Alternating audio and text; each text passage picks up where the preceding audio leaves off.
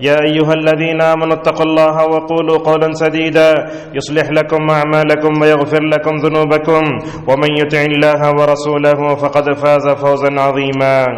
قال الله تعالى في سورة الأعراف: أعوذ بالله من الشيطان الرجيم.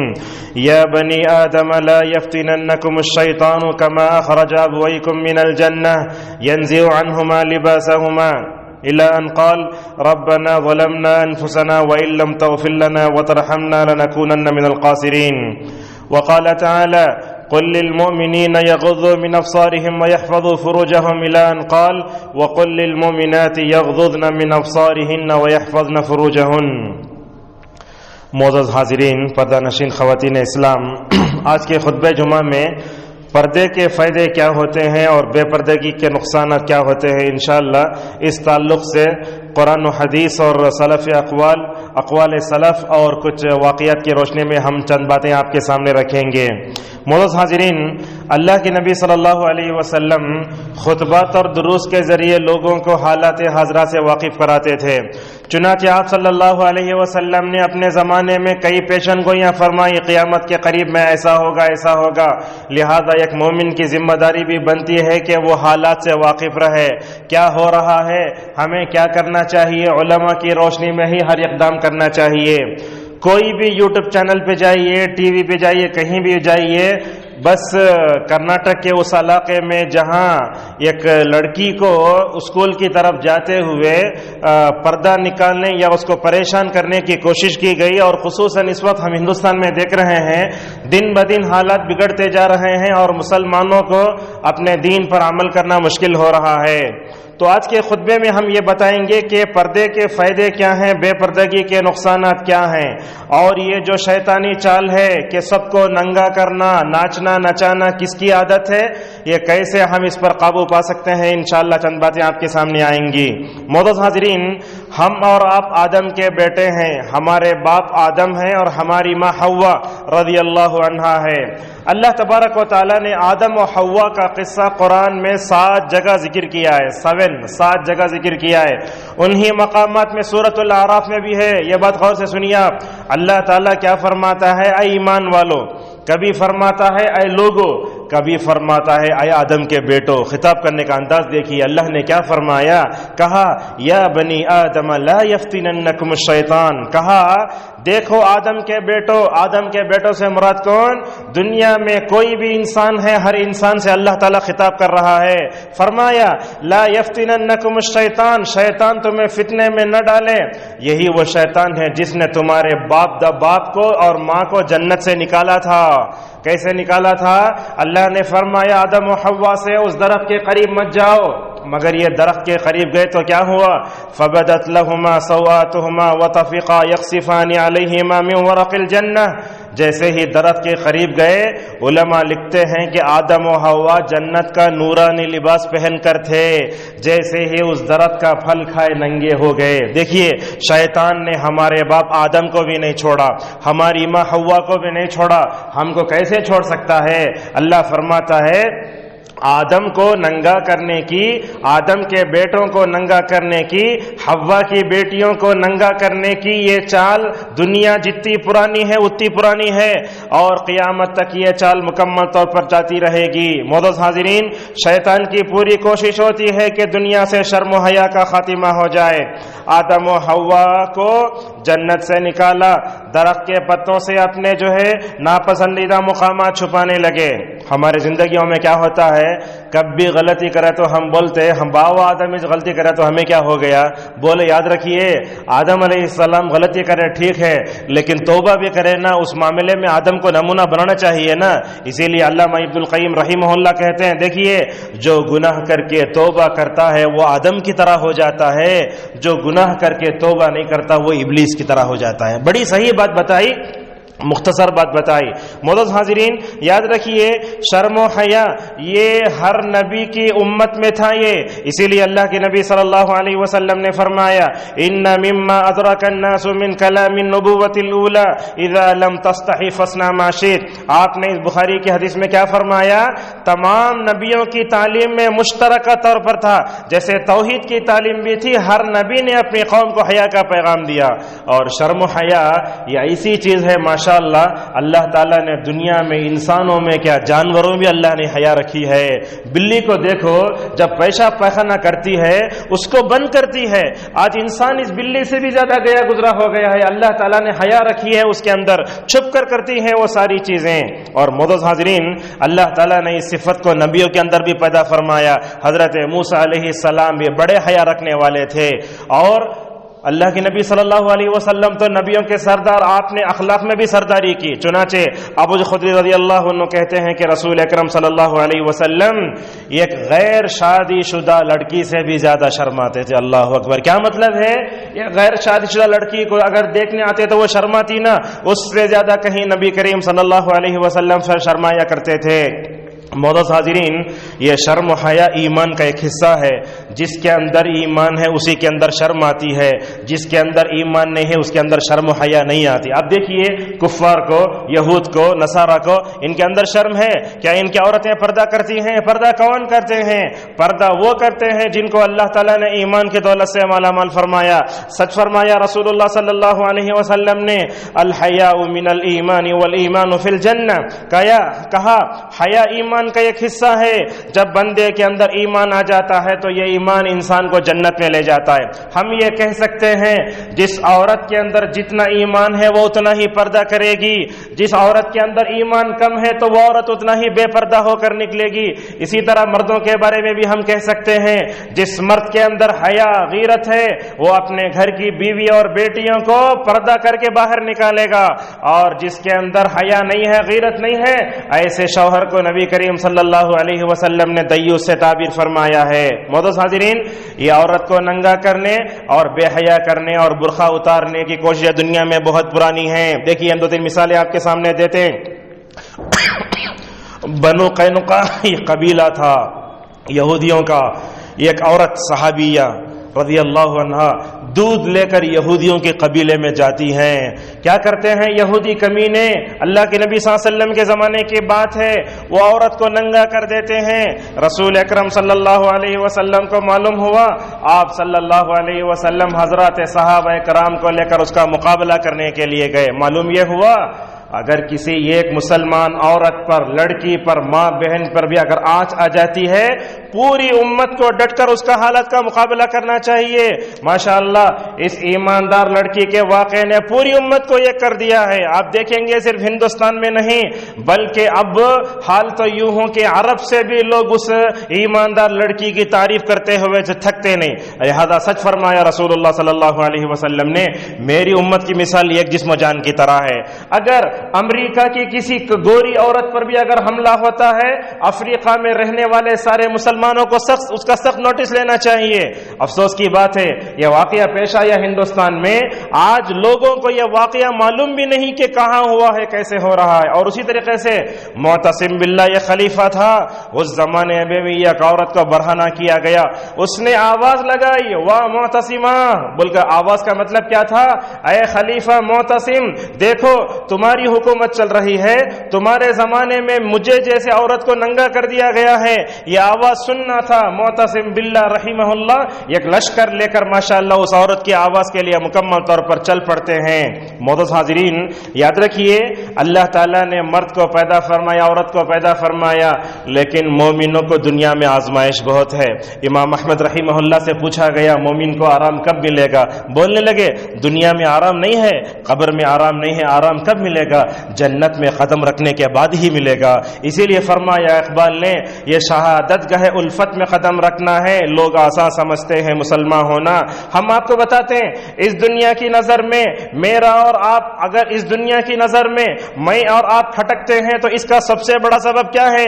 ہمارا مال نہیں، ہمارا اسکول نہیں، ہمارے ترقی نہیں، بس ایک چیز ہے ہمارا جرم ہے، ان کے نزدیک ہم اللہ پہ ایمان رکھتے ہیں۔ یہ چیز دنیا والوں کو بڑی کھٹکتی ہے، اسی لیے اللہ نے فرمایا فرمایا وما نقموا منهم الا ان يؤمنوا بالله العزيز الحمید، اور اسی ایمان پر جمے رہنے کی خاطر حضرات صحابہ کرام کو نبی کریم صلی اللہ علیہ وسلم کو مکے سے بھی نکالا گیا۔ چنانچہ اللہ نے فرمایا اذن للذین یقاتلون بانہم ظلموا وان اللہ علی نصرهم لقدیر الذین اخرجوا من دیارہم بغیر حق الا ان یقولوا ربنا اللہ۔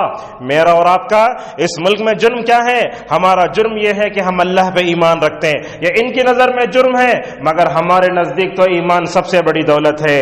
معزز حاضرین، جس ملک میں ہم رہتے ہیں اس ملک کے حالات سے واقف رہیے۔ آپ کو کھانا بھی ہے، پینا بھی ہے، تجارت بھی ہے، سب کچھ ہے، مگر حالات کیا ہو رہے ہیں؟ بازو پڑوسی ریاست میں کیا ہو رہا ہے مکمل طور پر یہ جاننا ضروری ہے۔ یاد رکھیے چند دنوں پہلے ہم نے 26 جنوری منایا۔ 26 جنوری میں کیا پیغام دیا گیا؟ یہ 70 پر 3واں یوم جمہوریہ تھا۔ 15 اگست کو ملک آزاد ہوا، وہ بات الگ ہے، لیکن 26 جنوری کو کیا ہوا؟ یہ دن وہ دن تھا، قانون کا دن، جس میں بتایا گیا کہ ہر مذہب کے ماننے والے کو اپنے مذہب پر عمل کرنے کی پوری آزادی ہے۔ یہاں مسجدیں بھی بنیں گی، جب تک مسلمان ہندوستان میں ہیں مسلمانوں جو ہے مسجد کے میناروں سے اذانیں بھی ہوں گی، یہاں عورتیں بھی پردہ پہن کر مکمل طور پر جائیں گی۔ اور آپ کو معلوم ہے یہ قانون بنانے والا صرف ڈاکٹر امبیڈکر نہیں، روایتوں میں آتا لکھتے ہیں 380 افراد تھے اس میں۔ کتنے تھے؟ 380 افراد تھے وہ قانون ترتیب دینے والے۔ اس میں 18 عورتیں بھی تھیں، اور 18 عورتوں میں ایک مسلمان عورت بھی تھی جس نے ہندوستانی قانون کو ترتیب دیا ہے۔ اگر ہم ہندوستانی قانون جانتے، دستور جانتے، یہ ہم کو اس ملک ہندوستان میں ہماری جو ہے داڑھیوں پر اور ہمارے پردوں پر جو اعتراض ہے، اگر ہم قانون کا سہارا لے کر مکمل طور پر ہندوستان میں جی سکتے ہیں، اگر ہم نے قانون نہیں جانا تو کیا ہوگا؟ یہ ہندا پرست طاقتیں ہمارے اوپر ظلم کریں گی اور ہم جو ہے بغیر غیرت کے موت ایسے ہی مر جائیں گے۔ تو لہٰذا چند سالوں سے ہم دیکھتے ہیں کہ مسلمانوں پر بہت بڑا ظلم ہو رہا ہے۔ کبھی اذان پر پابندی کی آواز آتی ہے تو کبھی جو ہے مسلمانوں کے برقعوں پر، مسلمان عورتوں کے برقعے پر مکمل طور پر رکاوٹ ڈالی جا رہی ہے۔ معزز حاضرین، ہم آپ کو آج کے خطبے میں ایک بات بتاتے ہیں، یاد رکھیے یہ برقع اور یہ پردے کا اہتمام کرنا صرف ہمارے مذہب میں نہیں ہے، بلکہ ہندوستان میں مارواڑیوں کو دیکھیں گے آپ، جین مذہب کے لوگوں کو دیکھیں گے آپ، عورتیں ہمیشہ اوڑھ کر رہتی ہیں، ان پر بھی پابندی لگاؤ۔ غیر مسلم عورتیں جو بندیاں لگاتے ہیں ان پر بھی پابندی لگاؤ۔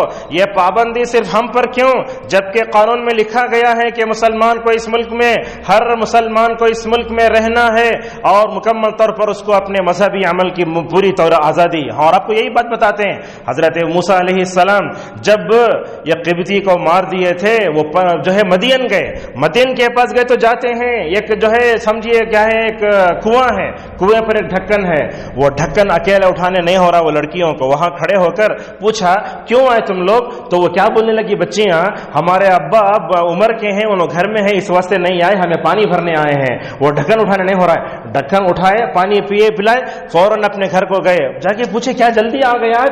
نہیں، بولے اصل میں ایک آدمی تھا جو وہاں کھڑے ہو کر جو ہے ہماری مدد کر رہا تھا۔ تو دوبارہ وہ لڑکی جو ہے اپنے باپ کے پاس سے بات کرتے ہوئے موسیٰ علیہ السلام کے پاس آتی ہے، کیا بولتی ہے؟ آ کر آنے کا سلیقہ دیکھو، حیا کے ساتھ آئی۔ حضرت عمر رضی اللہ عنہ نے فرمایا جب وہ لڑکی بات کرنے کے لیے حضرت موسیٰ علیہ السلام کے پاس آئی، اس کے چلنے میں حیا، اس کی آنکھوں میں حیا، اس کے بات کرنے کے انداز میں حیا تھی۔ آ کر کیا کہتی ہے آہستہ، میرے ابا تم نہ بلاتے، تمہیں جو پانی پلا تھے نا اس کا اجر دینے بلا رہے تم نہ۔ اللہ اکبر۔ موسیٰ علیہ السلام گئے تو کیا ہوا دیکھو، ایک معمولی سی 2 لڑکیوں کی خدمت کیا، اس کے اندر حیا کیسے تھی؟ اللہ تعالیٰ نے ان کا سسرال مقدر کیا تھا اسی مدین میں، ماشاءاللہ جا کر اسی لڑکی سے آگے شادی بھی ہوتی ہے، اور وہ سسرال داماد کا کتنا خیال کرتا ہے آپ سورہ قصص میں مکمل طور پر پڑھ سکتے ہیں۔ معزز حاضرین، رسول اکرم صلی اللہ علیہ وسلم کو حضرات صحابہ اکرام کی شکل میں جو جماعت ملی تھی وہ جماعت کسی کو نہیں مل سکی۔ انہی صحابہ میں حضرت عمر رضی اللہ عنہ تھے، بڑے دیندار، بڑے دور اندیش، اور حیا بھی غیرت بھی حضرت عمر کے خون میں، ہڈیوں میں، گوشت میں سب گھس چکی تھی۔ ایک دن کیا کہتے ہیں نبی کریم صلی اللہ علیہ وسلم سے آ کر کہتے ہیں یا رسول اللہ آپ کی بیویاں بے پردہ پھر رہی ہیں، مجھے دیکھنے نہیں ہوتا ہے۔ دیکھو عمر رضی اللہ عنہ آ کر بولتے تو اس موقع پر عمر عمر رضی اللہ عنہ نے کہا یا رسول اللہ اگر آپ اپنی بیویوں کو ذرا پردے کا حکم دیں تو کتنا اچھا رہے گا. حضرت عمر رضی اللہ عنہ کے سوچنے کے مطابق قرآن کی آیتیں آسمان سے اترتی ہیں. چپ ایسے ہی نہیں فرمایا رسول اللہ صلی اللہ علیہ وسلم نے میرے بعد اگر نبی ہوتا تو عمر ہوتا. حالانکہ نبوت کا خاتمہ ہو چکا تھا. ایک مرتبہ عمر رضی اللہ عنہ نے حضرت سودا کو دیکھا, بڑی لمبی سودا, لمبے لمبے ہاتھوں والی, قضاء حاجت کو جا رہی ہیں بغیر پردے کے. کہا اے سودا تم کس سے چھپ رہی ہو, میں تو تم کو پہچانتا ہوں. یہ دیکھنا تھا, دیکھ کر غیرت جا اٹھی, فوراً رسول اکرم صلی اللہ علیہ وسلم کے پاس جاتے ہیں. معزز حاضرین, اس طریقے سے عمر کی غیرت کو دیکھو, کیا بولتے ہیں رسول اللہ سے جا کر, یا رسول اللہ آپ کے پاس اچھے لوگ بھی آتے برے لوگ بھی آتے, پتہ نہیں کس کی نیت کیا رہتی, آپ ذرا اپنی بیویوں کو پردے کا حکم دے تو کتنا اچھا رہتا ہے. اس سے کیا معلوم ہوا, مکی دور میں پردے کی پابندی نہیں تھی, مدینی دور میں بھی نہیں تھی, مدنی دور کے بعد میں, مدنی دور کے جو ہے آدھے اور اس کے بعد مکمل طور پر اس کا حکم ہوا ہے.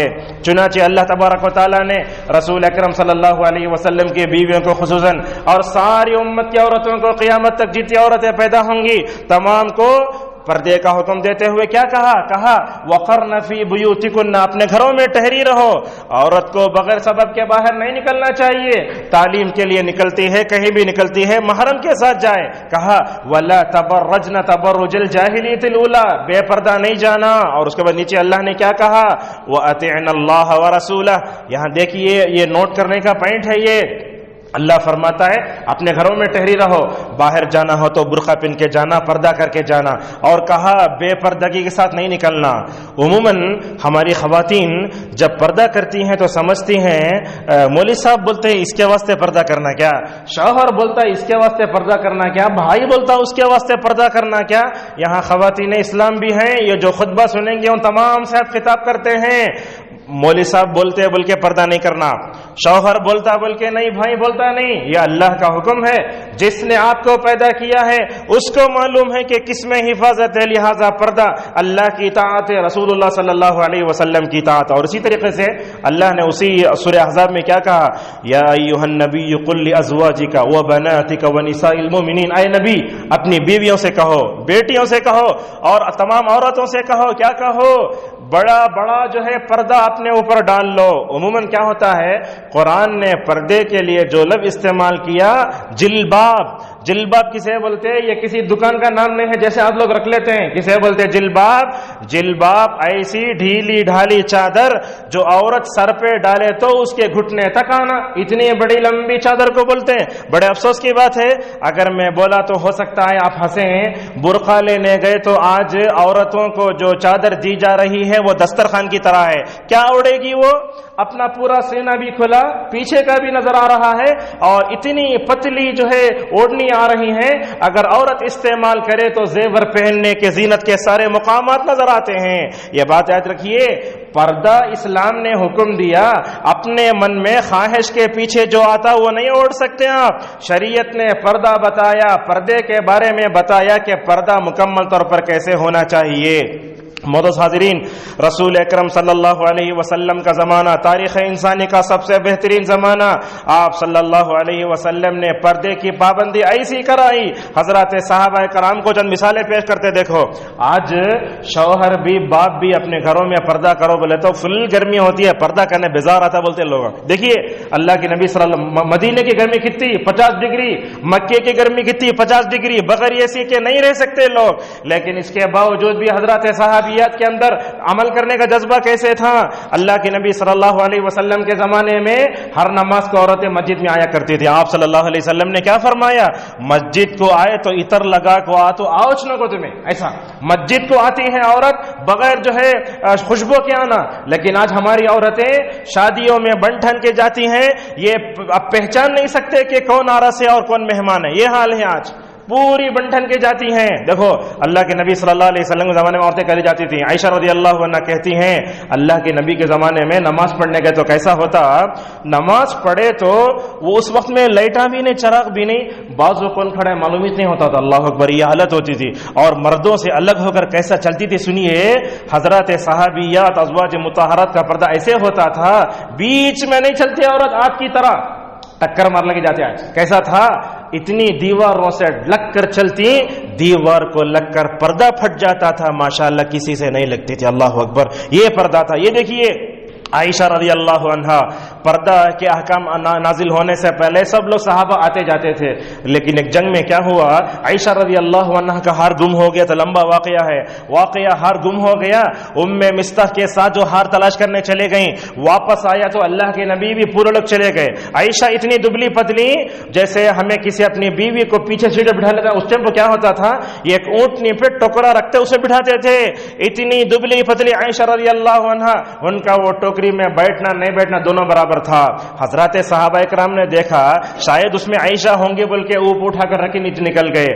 واپس آئے، پورا قافلہ جا چکا ہے. اس وقت فون بھی نہیں، کچھ بھی نہیں، میپ بھی نہیں تھا. کیا کیا، پریشان ہو گئے. اور اللہ کے نبی صلی اللہ علیہ وسلم کو اللہ نے اتنی کمال درجے کی عقل دی تھی. رسول اکرم صلی اللہ علیہ وسلم ہر جنگ میں پیچھے ایک صحابی کو رکھتے تھے، کون بھی پیچھے چھٹا تو ان کو ساتھ لے کے آ جاؤ. حضرت صفوان رضی اللہ عنہ اس جنگ میں پیچھے تھے.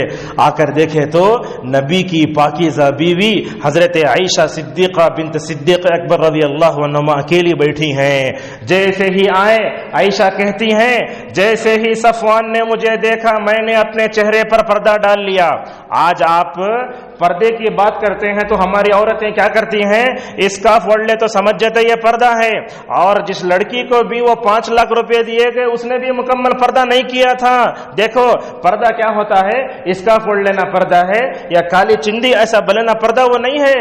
مکمل طور پر آپ کی پیشانی کا کوئی حصہ نظر نہیں آنا، نوز پیس ایسے بننا مکمل طور پر. اسی کو برقع کے، اسی کو جو ہے حجاب کہتے ہیں. عرب وغیرہ میں دیکھیں گے آپ، حرم وغیرہ کو عورتیں آتی جاتی ہیں، آپ ان کو اس کے جسم کا کوئی حصہ دیکھ ہی نہیں سکتے، آنکھ بھی نہیں دیکھ سکتے، اور عورت کا اتنا جسم کا حصہ بھی نظر نہیں آتا.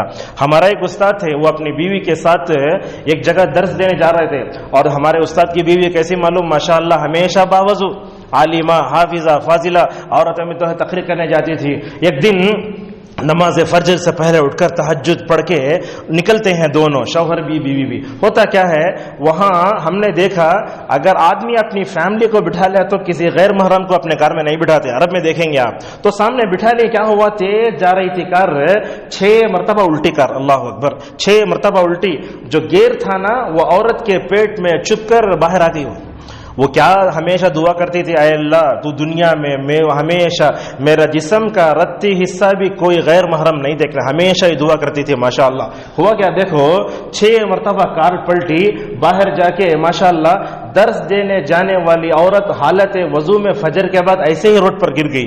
وہ شوہر کیا بولتے معلوم، میں نے اپنی بیوی کو دیکھا زندگی میں اپنی جسم کا رتی برابر حصہ کسی کو نہیں دکھایا. اور عورت وہ روڈ پر پڑی تو ماشاءاللہ اللہ تبارک و تعالیٰ نے اس عورت کی ایسے حفاظت کی کہ اس کا سطر بھی نہیں کھلا اور ذرہ برابر بھی اس کے جسم کا حصہ نہیں دکھا. یہ ہوتا ہے عورت، اسے بولتے پردہ. یہ آج ہمارے پاس پردہ کیا ہے، ایسا چمکیلا برقع، بھڑکیلا برقع ایسا پہنتے ہیں، وہ برقعے نہیں، برقعے کا جنازہ ہے.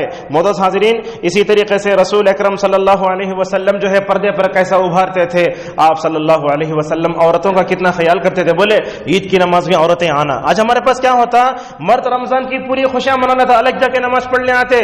اسلام وہ نہیں، مرد کو جہاں خوش رکھتا ہے عورت کو بھی خوش رکھتا ہے. آپ نے فرمایا دیکھو عید کی نماز کو آنا، حیض والی عورت نماز نہیں پھر بھی آپ کو دعا میں شریک ہونا. اور آپ صلی اللہ علیہ وسلم نے اس موقع پر کیا فرمایا، اگر کسی عورت کے پاس چادر نہیں ہے اپنے بہن کی چادر اوڑھ کر وہ نماز میں آئے. تو کیا معلوم ہوا، یہ پردے کا اہتمام تھا. یہی حضرت عائشہ رضی اللہ عنہ، ہمارے پاس وقت کم ہے، عائشہ رضی اللہ عنہ ہیں، جس کمرے میں عائشہ رہا کرتی تھی اسی کمرے میں اللہ کے نبی کی قبر جانتے نا، اس کے بازو ابو بکر کی قبر. یہ کون، عائشہ رضی اللہ عنہ رسول اکرم صلی اللہ علیہ وسلم کے کیا ہے شوہر، اور ابو بکر کون، یہ عائشہ کے والد. یہ دونوں جگہ جا کے ایک جگہ تھی وہاں اسی کمرے میں حضرت عائشہ نے اپنے لیے رکھی تھی کہ میں اپنے شوہر اور اپنے باپ کے بازو دفن ہو جاؤں گی. وہ جگہ اپنے لیے رکھی تھی. حضرت عمر رضی اللہ عنہ کو نماز فجر میں چاقو مارا ایک آدمی آ کر کے، 14 مار مارا. اللہ اکبر، کتنے مار، 14 مار مارا، خون کا فوارہ نکلا، پھر بھی نیچے پڑے. لیکن اس کے بعد جب انتقال سے پہلے اپنے بیٹے عبداللہ ابن عمر رضی اللہ عنہما کو بھیجتے، جا کے مائی عائشہ سے بولو وہ جگہ اپنے لیے رکھے ہیں نا، اگر میرے واسطے دیا لے تو کتنا اچھا رہتا اسے. اللہ اکبر، عائشہ کے اس ایثار پر قربان جاؤ. شاید ایسا ایثار دنیا کی بہت بہت کم عورتوں میں دیکھیں گے آپ. عائشہ رضی اللہ عنہ کے بعد عبداللہ ابن عمر جاتے ہیں, جا کر کہتے ہیں مائی عائشہ, میرے باپ امیر المومنین عمر ابن خطاب کو آپ کو سلام کہا ہے, اگر آپ چاہتے ہیں تو آپ نے دفن کرنے کے لیے جو جگہ رکھی ہے وہ آپ مجھے دیکھ سکتے ہیں. حضرت عائشہ رضی اللہ عنہ نے کہا میں اپنے نفس پر ترجیح دیتی ہوں امیر المومنین عمر ابن خطاب رضی اللہ عنہ کو. آ کر بول دیے, خوش ہو گئے. حضرت عمر نے کہا دیکھو اور ایک بار جنازہ لے جانے وقت بھی اور ایک مرتبہ پوچھ لو, پتہ نہیں ان کے ذہن میں کیا ہوگا. اس مرتبہ بھی پوچھ لیے, حضرت عمر کو وہیں دفن کر دیا گیا. دنیا میں بھی ساتھ, قبر میں بھی ساتھ, اور آخرت میں بھی ابو بکر عمر رضی اللہ عنہما رسول اللہ صلی اللہ علیہ وسلم کے ساتھ ہوں گے. دیکھو اس کمرے میں جب حضرت عمر دفن ہو گئے, حضرت عائشہ رضی اللہ عنہا وہاں سے گزرتی, حالانکہ حضرت عمر رضی اللہ عنہ قبر میں ہیں, لیکن بولتے حضرت عائشہ رضی اللہ عنہا جیسے وہ دنیا میں میرے لیے اجنبی تھے, قبر میں جانے کے بعد میرے لیے اجنبی ہے. اللہ اکبر. یہ آج عائشہ کا نام ہے لیکن عائشہ کا کردار نہیں ہے. اپنی عورتوں کو ایسا پردہ مکمل طور پر سکھاؤ. معزز حاضرین, اسی طریقے سے اللہ کے نبی صلی اللہ علیہ وسلم کے بیویوں کے بارے میں کیا کہا گیا, اگر تم کو نبی کی بیویوں سے پوچھنا ہو تو کیا کرو, پردے کے پیچھے سے پوچھو. دیکھو یاد رکھو, پردہ عورت کی تعلیم میں کبھی رکاوٹ نہیں ہے. یہ عورت لڑکی کالج جا رہی تھی نا, ماشاءاللہ دنیا میں کئی سے ایسی عورتیں ہیں آج پردے میں رہ کر بھی ماشاءاللہ تعلیمی انقلاب برپا کرتی ہیں. یہ غیر مسلم ہمارے اوپر اعتراض کرتے ہوئے کہتے ہیں عورت پر تم نے ظلم کیا ہے پردہ رکھ کے. یہ پردہ عورت کے ظلم نہیں بلکہ یہ اس کے پیدا کرنے والے کی طرف سے وہ قانون ہے, اس قانون کو دنیا میں کوئی بدل نہیں سکتا. معزز حاضرین, پردہ کیسے ہونا چاہیے, اس کے اندر 8 باتیں ہونا. اگر پردہ کرنا چاہتے تو ان 8 باتوں کو یاد رکھو. سب سے پہلے عورت کا برقع اتنا لمبا ہونا, پہنی تو پورے پیراں جھاڑنا اسے. آج کل کیا ہوتا, ہماری خواتین جب برقع پہنتی ہیں تو شرعی نیچے سے نظر آتی ہے, نہیں, لمبا ہونا, جھاڑنا. حضرت اسماء بولتے یا رسول اللہ, آپ بولتے برقع لمبا ہونا, بولے تو جاتے رہے تو کچرا لگے تو کیا کرنا میں. اللہ کے نبی نے فرمایا پوری زمین گندی نہیں رہتی, ایک جگہ گندگی لگی تو آنے والی زمین اسے پاک کرتی. اور اسی طریقے سے عورت گھر میں نماز پڑھتی ہے تو اس کے قدم مکمل طور پر چھپ کر رہنا چاہیے. دوسری بات یاد رکھیے, پردے کی دوسری شکل یہ ہے کہ اس کے اندر زیب و زینت نہ ہو. ہماری خواتین جب برقع لے خریدنے گئے تو پلین برقع کون بھی خریدتے نہیں, چھک چھک چھک ہونا اس میں. یاد رکھو آپ برقع پہن کر سب کو اپنی طرف دیکھنے کی دعوت دے رہی ہیں, اسی لیے لوگوں نے کہا یہ پردہ نہیں, بے حیائی کا پردہ اوڑھ لیا ہے. تیسری بات, وہ باریک بھی نہیں ہونا, ایسا برقع نہ پہنو جس کی وجہ سے عورت کے کپڑے ہوئے پہنے کا رنگ نظر آئے. اللہ کے نبی صلی اللہ علیہ وسلم نے فرمایا وہ عورت جو باریک کپڑے پہنتی ہے, لوگوں کو دعوت دیتی ہے, جنت میں جانا تو درکنار, جنت کی خوشبو تک نہیں پا سکتی. اللہ اکبر. کیا ہماری بہنیں اور ہماری مائیں ہم اس بات سے کیا جو ہے راضی ہیں کہ ہماری ماں ہمارے سامنے جہنم میں جائے, ہماری بیٹی ہماری بیوی جہنم میں جائے, کیا اس بات سے راضی ہیں؟ اور اسی طریقے سے تنگ بھی نہیں ہونا, اتنا برقع تنگ نہیں ہونا کہ عورت کے ساری چیزیں نظر آئے, نہیں. اور اسی طریقے سے عورت جب باہر نکلتی ہے خوشبو لگا کر نہیں جانا, کیسے پھول لگا کے نہیں جانا, اسپرے مار لے کے نہیں جانا. اور اسی طریقے سے وہ برقع پہنتی ہیں تو مرد کے مشابہ بھی نہیں ہونا, کفار کے مشابہ بھی نہیں ہونا, اور مکمل طور پر شہرت کے لیے نہیں پہننا. آج کیسا ہے, ایسا برقع لیتی عورت, اللہ ہدایت دے, 5000 کا بولتے, وہ پہنے تو کپڑے لوگوں پوچھنا کتنے میں لیے کر کو. اگر آپ یاد رکھو, اگر آپ اس نیت سے پہنیں گے نا, رسول اکرم صلی اللہ علیہ وسلم نے ایسے لوگوں کو جو ہے وعید سنائی, فرمایا جو آدمی دنیا میں عزت کے لیے کپڑے پہنتا ہے اللہ تبارک و تعالی قیامت کے دن اس کے لیے ذلت کا لباس پہنائے گا.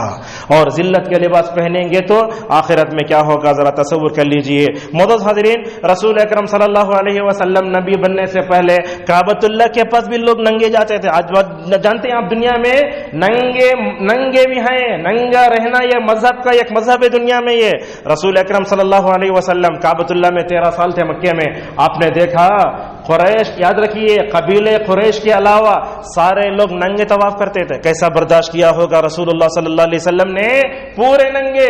ان سے جا کر پوچھے تو کیا بولتے معلوم, بولتے یہ ہمیں جس کپڑے میں گناہ کرتے گی وہ کپڑے پہننے کو اللہ کے کعبے کا طواف نہیں کرنا بولتے. اللہ اکبر. مرد تو مرد, عورت بھی راتوں میں ننگا ہو کے طواف کیا کرتی تھی. اللہ نے آیتیں اتاری, اے آدم کے بیٹو, دنیا کے سب سے پاکیزہ مقام میں تم طواف کرتے ہو, نماز پڑھتے ہو, ننگے ہوتے ہو, تمہاری عقلیں ماری گئی کیا؟ ذرا بن ٹھن کے آؤ, کپڑے پہنو. معلوم کیا ہوا؟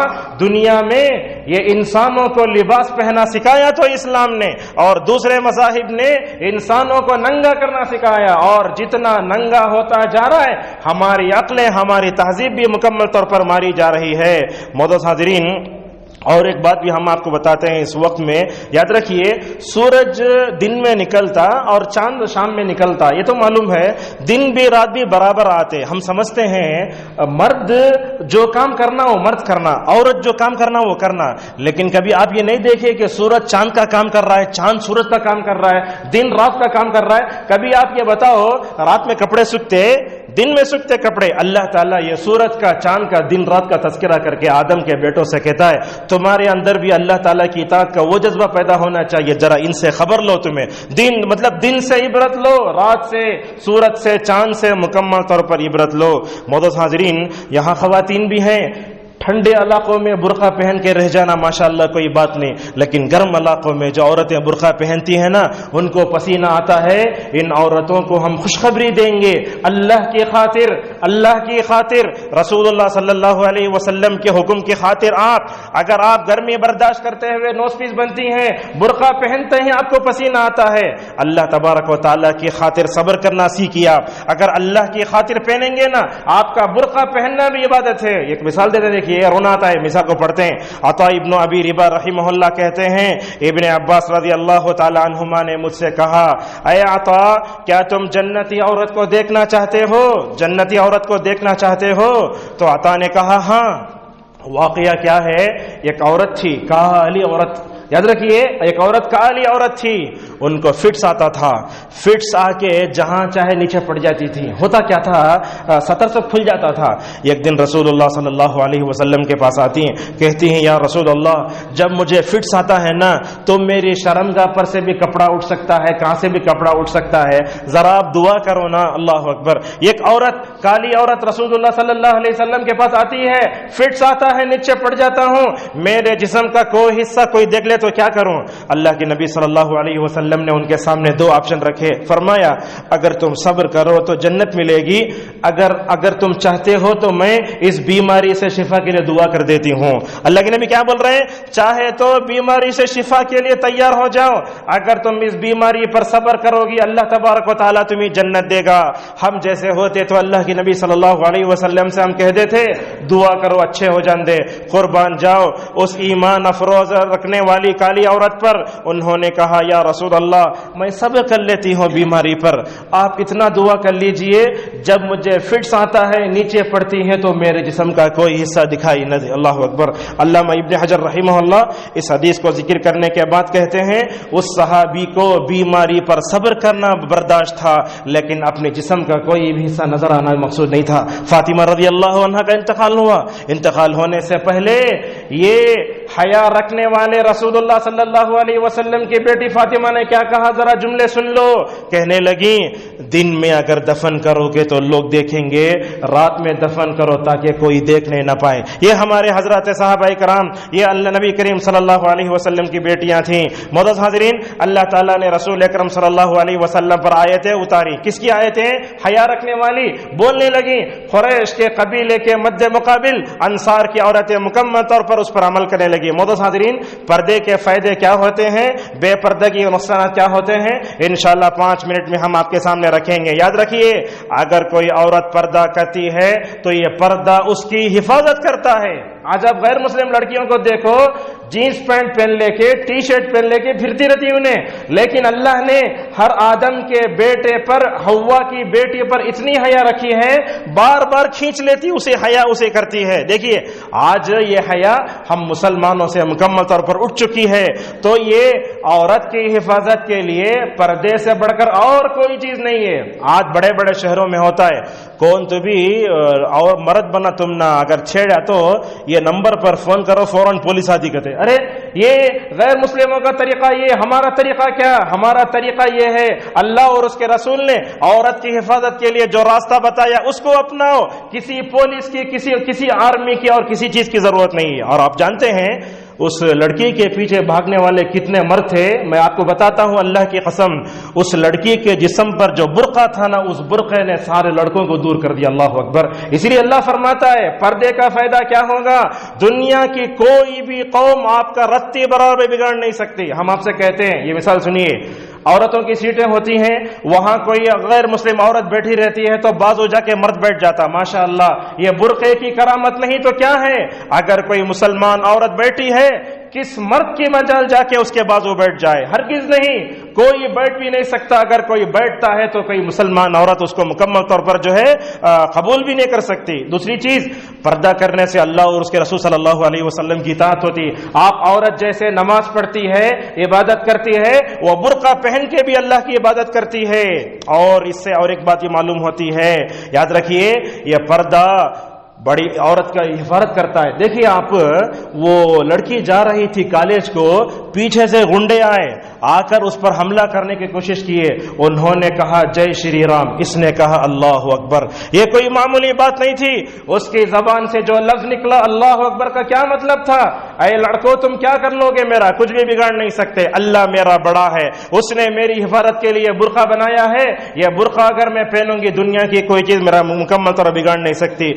حاضرین، پردہ اللہ کی رضا کو پانے کا ذریعہ، جنت میں جانے کا ذریعہ، اپنے عصمت و عفت کی حفاظت کا. یاد رکھو، جو عورت برقع پہنتی ہے وہ شریف ہوتی ہے، جو برقع نہیں پہنتی ہے وہ غیر شریف ہوتی ہے. یاد رکھیے، اس پردے کے ذریعے ہم اپنی عورتوں کی فتنوں سے حفاظت کر سکتے ہیں. اور ایک بات بتاتے، یاد رکھیے، یہ جو چہرہ مکمل طور پر پردے میں رہتا ہے، وہی چہرہ اپنے شوہر کو سکون دیتا ہے. اور جو چہرہ جس کو ساری دنیا والے دیکھتے ہیں، جب شوہر اسے دیکھتا ہے تو سکون نہیں ملتا. یاد رکھیے، اس دیواجی زندگی میں سکون چاہتے ہو تو اپنے بیٹیوں کو اور اپنی عورتوں کو پردہ سکھاؤ، اور اسی طریقے سے فطرت کی موافقت ہے. اور ایک بات بتاتے ہیں، ہماری لڑکیاں جا کے پڑھتی ہیں بڑے بڑے کالجوں میں، ان کو کیا بتاتے ہیں معلوم ہے؟ ایک چیز ہے، میرے جسم کی میں مالک ہوں. یہ پڑھاتے آج نہیں، آپ کے جسم کی آپ مالک نہیں، آپ کی جسم کا مالک اللہ ہے. یاد رکھیے، بات سمجھ میں آ رہی ہے؟ میرے جسم کا میں مالک نہیں ہوں. ہم اس دنیا میں اپنی مرضی سے نہیں آئے، بلکہ اللہ نے ہمیں بھیجا. اس دنیا میں اپنی مرضی سے جا بھی نہیں سکتے. میرا جسم، میری آزادی، میری ملکیت نہیں. کس کی زمین پر رہتے ہو؟ کس کے آسمان کے نیچے رہتے ہو؟ یہ کیسی باتیں ہیں؟ نہیں، دنیا میں اگر قانون چلے گا تو اللہ کا چلے گا، دنیا کے بنائے ہوئے قانون نہیں چلیں گے. اور اسی طریقے سے اللہ نے کیا فرمایا؟ جو آدمی نیک ہوتا ہے، عمل کرتا ہے، اللہ تبارک و تعالیٰ اس کے لیے درجات کو بلند کرتا ہے. دیکھو، ایک ایماندار اور جس کا نام مسکان بتایا جاتا ہے، اس عورت نے غنڈوں کا ڈٹ کر مقابلہ کیا تو اللہ تعالیٰ نے اس عورت کے چرچے کو کہاں تک پہنچایا. یاد رکھیے، دنیا میں ایک عورت معمولی سے برقعے پر پابندی کرتی ہے، 5 لاکھ کا انعام ملتا ہے. ذرا سوچئے، جو عورت برقع پہنے گی تو اللہ کے پاس کیا انعام ہوگا اس کا. ذرا تصور کرنے کی ضرورت ہے. 5 لاکھ روپے ملے، خوش ہو گئے. اگر میں اور آپ دین پر چلے، آخرت کے دن اللہ تبارک و تعالی ہماری جو عزت کرے گا اور ہمیں جو انعام دے گا اور ہمارے درجات کو جو بلند کرے گا وہ کیا ہوگا. معزز حاضرین، یہ بے پردگی بڑی خطرناک ہے. کیا ہوتی ہے؟ دیکھو، بے پردہ نکلنا گناہ کبیرہ ہے، اللہ کی نافرمانی ہے، رسول اللہ کی نافرمانی ہے، فطرت سے بغاوت ہے. اور بے پردہ عورت جب نکلتی ہے تو کئی فتنے ہوتے ہیں. سب سے پہلے وہ اپنے آپ کو فتنے میں ڈالتی ہے، دوسروں کو فتنے میں ڈالتی ہے. آنکھوں کا زنا ہوتا ہے، سماجی برائیاں، ناجائز تعلقات، بے حیائی. اور اگر عورت بے پردہ نکلتی ہے تو وہ اپنے رب کو ناراض کرتی ہے. اللہ اکبر. جو عورت اپنے رب کو ناراض کر دے، کیسے وہ دنیا اور آخرت میں کامیاب ہوگی؟ اللہ تبارک و تعالیٰ سورہ طٰہٰ میں فرماتا ہے، میرا غصہ جس پر اترا وہ ہلاک ہو گئی. لہذا جو عورت بغیر پردے کے نکلتی ہے، اللہ کا غصہ اس پہ اترتا ہے. معزز حاضرین، اللہ کے عذابات، نت نہیں بیماریاں آتی ہیں. ہم آپ کو بتاتے ہیں، بنی اسرائیل کا جو لشکر تھا اس میں زنا کرنے والے مرد عورتیں تھیں. اللہ تعالیٰ نے ایک دن میں نے 70,000 لوگوں کو طاعون کی بیماری میں رکھ کر مکمل طور پر ہلاک کر دیا۔ معزز حاضرین، یاد رکھیے بے پردہ نکلنے سے چہرے کا پانی ختم ہو جاتا ہے، اور یاد رکھیے جس معاشرے میں بے پردہ عورتیں ہوتی ہیں اللہ کی رحمت سے پورا معاشرہ محروم رہ جاتا ہے۔ بہرحال پردے کا جو ہے معاملہ بڑا ہے اور بے پردے کے نقصانات بہت ہیں۔ میں 15-20 منٹ کے خطبے میں آپ کے سامنے ساری باتیں رکھ نہیں سکتا۔ بولنے کا مطلب یہ ہوا کہ اللہ تعالیٰ نے مرد کو پیدا کیا، عورت کو پیدا کیا، ان دونوں کی حفاظت کا اللہ نے جو انتظام کیا ہے وہی صحیح ہے۔ اگر ہم اپنی بیویوں کو، بہنوں کو، بیٹیوں کو پردے سے رکھتے ہیں پورا معاشرہ اللہ تبارک و تعالیٰ کی رحمت کا مستحق ہوگا۔ اگر اس معاملے میں ہم جو ہے مطلب لاپرواہی، غفلت برتتے ہیں، یاد رکھیے ایسا شوہر جو اپنی بیوی کی اصلاح نہیں کرتا اور اس کو بے پردہ باہر چھوڑ دیتا ہے، رسول اللہ صلی اللہ علیہ وسلم نے فرمایا ایسا شوہر جنت میں نہیں جائے گا۔ ایسا شوہر اللہ تبارک و تعالیٰ آخرت کی طرف دیکھے گا بھی نہیں، بات بھی نہیں کرے گا، گناہوں سے معاف بھی نہیں کرے گا۔ اللہ تعالیٰ ہم سب کو حالات کیا ہیں، حالات کے ساتھ چلنے کی ہم سب کو توفیق عطا فرمائے۔ رب ہندوستان میں رہتے ہوئے ہم سب کو اسلام پر اور جو ہے کتاب و سنت پر عمل کرنے والا بنائے۔ جو بھی غیر مسلم اسلام اور مسلمانوں کے خلاف سازشیں کر رہے ہیں اللہ ان سب کو نیست و نابود کر دے، اور ہم سب کو اس ملک میں رہتے ہوئے حالات کو سمجھ کر علماء کی روشنی میں ہر قدم اٹھانے کی توفیق عطا فرمائے۔ اللہ تعالیٰ تمام امت مسلمہ کی عورتوں کی حفاظت فرمائے۔ اللہ تعالیٰ تمام امت مسلمہ کی عورتوں کو صحابیات کی طرح، ازواج مطہرات کی طرح پردہ کرنے کی توفیق عطا فرمائے، آمین۔ وآخر دعوانا الحمد للہ رب العالمین۔ الحمد للہ علی احسانہ والشکر لہ علی توفیقہ